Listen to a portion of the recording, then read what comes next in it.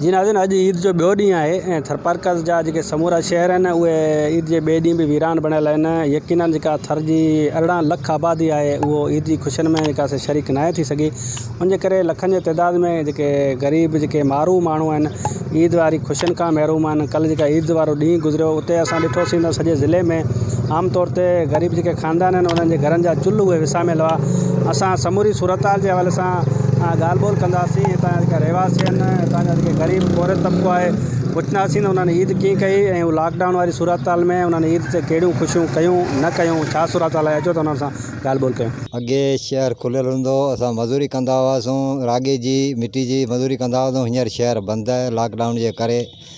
असीं सूरनि जा आहियूं, न असांजा कार्ड थिया आहिनि, न असांखे का मज़ूरी थी मिले। असीं जहिड़ा आहियूं ओड़ा वेठा आहियूं। हींअर ग़रीब माण्हू का बि असांजी पोरित माण्हू आहियूं, उनजी का मज़ूरी खां बिना ॿियो को असांजो गुज़ारो कोन्हे। कुझु बि कोन वरितो, का बि ख़रीदारी कान कई। छा मां ख़रीदारी थींदी जॾहिं त का बि शइ मिली कान, मज़ूरी बि कान मिली, कुझु बि कोन मिलियो।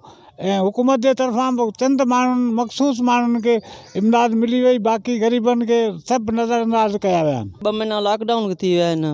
उन छा ईद ते असां का बि मज़ूरी कोन्हे, कुझु बि न आहे। उन हिसाब सां असांखे छा ईद कंदासीं? असां हुकुमरान खे चवंदा ईद छा करियूं? असां लॉकडाउन बेरोज़गारी वेठा आहियूं, असां मज़ूर असीं आहियूं, बेरोज़गारी गलीनि में हाणे पिया धिका खाऊं।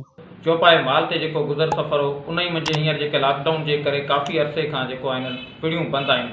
उन्हनि जो माल हिकु त चारो न हुअण जे करे मरी वियो, ॿियो त पिड़ियूं न हुजण जे करे उहो तमामु घटि रेट ते खपाए छॾिया आहिनि। जॾहिं त उन्हनि जी ईद कंहिं बि तरीक़े सां नथी सुठे नमूने सां न गुज़री आहे। काफ़ी ॾींहं खां लॉकडाउन जे करे जेके ग़रीब तबिको आहे, रेड़े वारो आहे, गॾे गाॾी वारो आहे या केबिन वारो आहे, दुकान बंदि हुअण जे करे उन माण्हुनि जो ईद छा गुज़री हूंदी। उन ग़रीब माण्हुनि पंहिंजे औलाद लाइ न कपिड़ा वठी सघिया आहिनि, न जूती वठी सघिया आहिनि। ऐं ॾाढी मुश्किल सां ईद गुज़ारींदा। मार्केटूं बंदि हुयूं, असांजो कारोबार को बि माना मज़दूरी का बि असांखे कान मिली आहे। मिड़े ईद कहिड़ी हूंदी, मिड़े ॾुखनि वारी ईद इहा असांजे लाइ जड़ी करे आई आहे। लॉकडाउन जे करे असांजा कारोबार बंदि थी, असीं मुतासिर थी वियासीं।